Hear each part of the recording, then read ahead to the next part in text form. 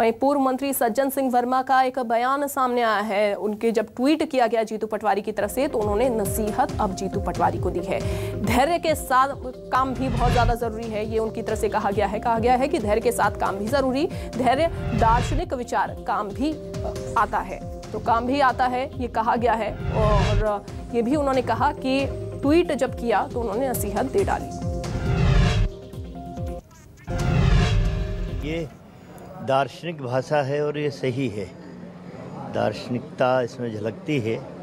धैर्य और संयम ये तो जीवन के हर क्षेत्र में ये फिलॉसफी लागू होती है, पर धैर्य के साथ कर्म भी तो प्रधान है।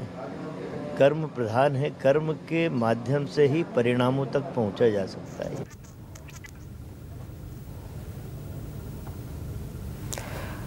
तो ये ट्वीट किया गया। हमारे साथ बातचीत करने के लिए रजनीश अग्रवाल जुड़ गए हैं बीजेपी की तरफ से। रजनीश जी, बहुत स्वागत है आपका न्यूज़ 24 मध्य प्रदेश छत्तीसगढ़ पर।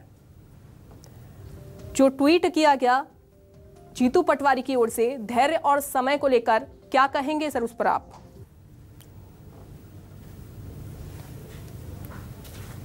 से बाकी से भी उत्तर ले लेंगे तो पता चल जाएगा कि कांग्रेस में ही एक दूसरे के खिलाफ में धैर्य को तोड़ने का काम किस तेजी के साथ में हो रहा है। तो अभी अभी की तो बात है कि जिस प्रकार से उन्होंने उद्दंडता और श्रृंखलता दिखाई संसदीय परंपराओं को तोड़कर और नेता प्रतिपक्ष की दावेदारी में आगे निकलने की होड़ में तो पकड़े गए, सामने आ गए। उनकी पार्टी के वरिष्ठ नेताओं ने, यहाँ तक कि कमलनाथ जी ने भी उनकी इस कृत्य को गलत ठहराने का काम किया। तो मुझे लगता है ये समझ का मामला है, ये धैर्य और समय का मामला केवल नहीं है। और इस प्रकार की फिलॉसफी जो झाड़ने का काम होता है, ये एक दूसरे को केवल नीचा दिखाने की कोशिश है। कांग्रेस में अंदरूनी राजनीति तेजी से चल रही है, षड्यंत्र तेजी से बुने जा रहे हैं एक दूसरे को पटकनी देने की, क्योंकि नेता प्रतिपक्ष और कांग्रेस प्रदेश अध्यक्ष इन दोनों पदों को लेकर लड़ाई कांग्रेस में अंदरूनी तौर पर तेजी से चल रही है। और चुनाव में जो करारी हार हुई है 5 राज्यों में,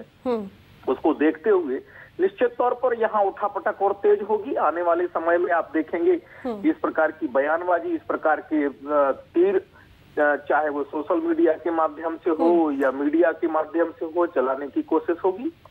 तो क्या अंतरकलह इसको माना जाए रजनीश जी कांग्रेस में? बिल्कुल, मैं खुल के वही बात कर रहा हूँ। मध्य प्रदेश में विधानसभा में नेता प्रतिपक्ष और पीसीसी अध्यक्ष पद कमलनाथ जी के पास है। वयोवृद्ध नेता कमलनाथ जी को लेकर यहाँ षड्यंत्र उनकी ही पार्टी में तेजी से चल रहे हैं। उनके नेतृत्व को लेकर भी एक धड़ा तैयार नहीं है। तो मुझे लगता है कि ये आने वाले समय में घमासान और तेजी से बढ़ेगा। ठीक है रजनीश जी, कांग्रेस नेता भी हमारे साथ जुड़ गए हैं, अजय जी जुड़े हुए हैं। अजय जी, जो बयान दिया गया जीतू पटवारी की तरफ से, जो ट्वीट किया गया, लेकिन अब उस पर नसीहत दे डाली है सज्जन सिंह वर्मा ने, उस पर आप क्या कुछ कहना चाहेंगे? और ये भी कहा जा रहा है बीजेपी की तरफ से कि अंतरकलह है कांग्रेस में। देखिए, किसी तरह की अंतरकलह का सवाल नहीं है। कांग्रेस पार्टी में हमेशा अभिव्यक्ति की स्वतंत्रता होती है। प्रत्येक व्यक्ति अपनी बात अपने तरीके से रखता है। जीतू पटवारी जी ने इस समय, जब कांग्रेस पार्टी को विपरीत परिणाम मिले, चुनाव में अपेक्षित परिणाम नहीं मिले, अपनी बात रखी और ये बिल्कुल सही है। धैर्य और समय सबसे बड़ी पूंजी होती है। इसका भाजपा से बड़ा कोई उदाहरण नहीं होता है, जो 2 सीटों से लेके आज 300 के ऊपर पहुंचे हैं। इसलिए कांग्रेस के कार्यकर्ताओं को मनोबल बनाने के लिए इस तरह की बात हमारे नेता करते हैं। ये कांग्रेस में अभिव्यक्ति की स्वतंत्रता, इसमें किसी तरह की चुनौती या आपसी द्वंद्व का कोई सवाल नहीं है। पूरी कांग्रेस पार्टी एकजुट है, भाजपा किसी मुगालते में न रहे। 2023 में कमलनाथ जी के नेतृत्व में कांग्रेस मध्य प्रदेश में मजबूती के साथ वापसी करेगी। इसी तरह से 2017 में भाजपा उत्तर प्रदेश, उत्तराखंड पहले भी जीती थी और 1 साल बाद राजस्थान, मध्य प्रदेश और छत्तीसगढ़ में कांग्रेस ने सरकार बनाई थी। फिर से 2023 में वही इतिहास दोहराया जाएगा।